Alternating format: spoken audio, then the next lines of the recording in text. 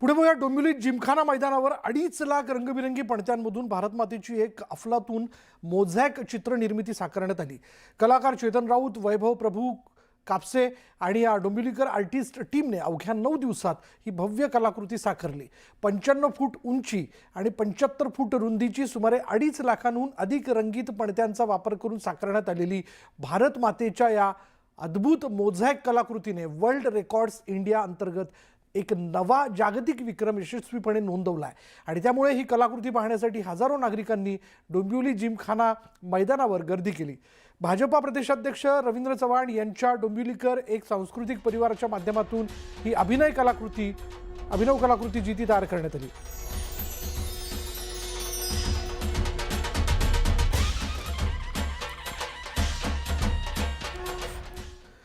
तर भाजपाकडून शिवसेनेला मुंबईत 80 ते 85 जागा देण्याचा प्रस्ताव देण्यात आल्याची सूत्रांची माहिती आहे।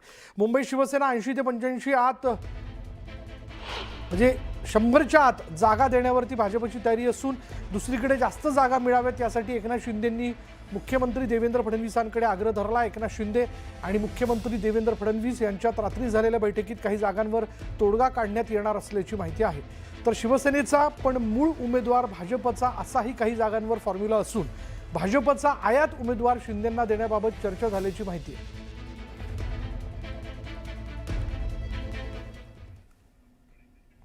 शिवसेना मुंबई महापालिका निवडणुकीत 50% जागा वाटपावर ठाम असल्याची सूत्रांची माहिती आहे। मुंबई महापालिका निवडणुकीत 227 वॉर्डपैकी 112 वॉर्डसाठी शिवसेनेची आग्रही भूमिका आहे। काल वर्षा निवासस्थानी झालेल्या बैठकीत शिवसेनेनं त्यांची भूमिका स्पष्ट केली।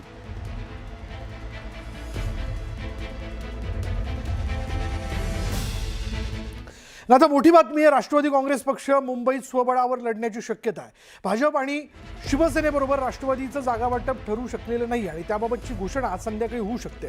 प्रदेशाध्यक्ष सुनील तटकरे यांनी आज पत्रकार परिषद बोलावली आहे। यात मुंबईसह इतरही महापालिकांबाबत निर्णय जाहीर केला जाईल।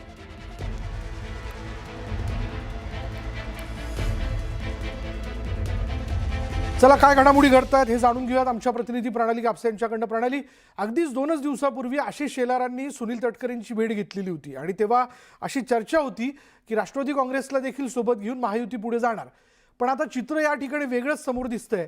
आज राष्ट्रवादी काँग्रेस अजित पवार गट स्वबळाची घोषणा करणार का?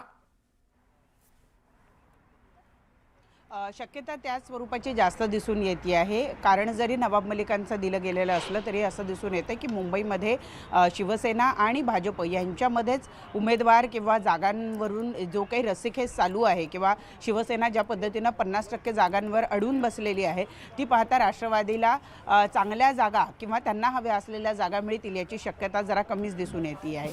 आणि त्यामुळं याच जर 2 पक्षांचा तिढा सुटला नसेल तर मग त्यामध्ये राष्ट्रवादीला कशी जागा मिळणार? कारण आतापर्यंत आपण बघितलं की जागा वाटपाच्या संदर्भामध्ये स्थानिक पातळीवरच्या नेत्यांबरोबर शिवसेना आणि भाजप या दोन्ही नेत्यांच्या जवळपास 2 बैठका पार पडलेल्या आहे आणि त्यानंतर वरिष्ठ नेत्यांच्या सुद्धा आतापर्यंत 2-3 बैठका पार पडलेल्या आहे। परंतु या बैठकांमध्ये राष्ट्रवादी पक्षाला कुठेही घेतलं जात नव्हतं।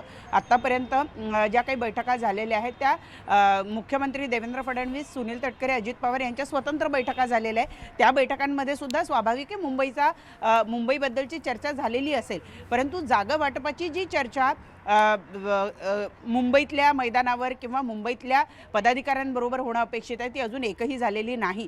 आणि आजपासून आपल्याला माहिती आहे की सर्व ठिकाणी अर्ज भरायला सुरुवात होती आहे आणि त्यामुळे राष्ट्रवादीनं आता मुंबईमध्ये तरी किमान त्यांची राष्ट्रवादीची भाजप आणि शिवसेनेबरोबर युती होत नाही आहे हे जवळपास उघड दिसतंय आणि त्या स्वरूपाची घोषणा करण्यासाठी आज संध्याकाळच्या 4:30 वाजता प्रदेशाध्यक्ष सुनील तटकरे यांनी एक पत्रकार परिषद बोलवलेली आहे। या पत्रकार परिषदेमध्ये आत्ता मुंबईविषयी त्यांचे काय चर्चा चालू आहेत किंवा मुंबईमध्ये ते स्वबळावरच जातील याचीच घोषणा होण्याची दाट शक्यता आजच्या या पत्रकार परिषदेमध्ये आहे। परंतु त्याचबरोबर पुणे, पिंपरी चिंचवड असेल, अमरावती असेल, या ज्या अशा जागा आहेत जिथं भाजपचा विरोध आहे, भाजपच्या स्थानिक नेत्यांचा विरोध आहे राष्ट्रवादीला घेऊन, त्या ठिकाणी नेमकं राष्ट्रवादी काय करते आहे हे सुद्धा किंवा राष्ट्रवादी कदाचित आज हेही जाहीर करू शकते की या ठिकाणी आम्हाला सर्व पर्याय खुले आहेत. या सर्व पर्यायांमध्ये राष्ट्रवादी शरदचंद्र पवार पक्ष हा सुद्धा येतो आणि त्यामुळं कदाचित आज राष्ट्रवादीच्या वतीनं ज्या महानगरपालिकांमध्ये त्यांची महायुतीबरोबर युती होत नाही आहे त्या ठिकाणी आम्हाला सर्व पर्याय खुले आहे अशा स्वरूपाची घोषणा सुद्धा आज बरोबर. होऊ शकते आणि म्हणूनच आज संध्याकाळी ही पत्रकार परिषद बोलवण्यात आली आहे. धन्यवाद प्रणाली या सगळ्या माहितीबद्दल.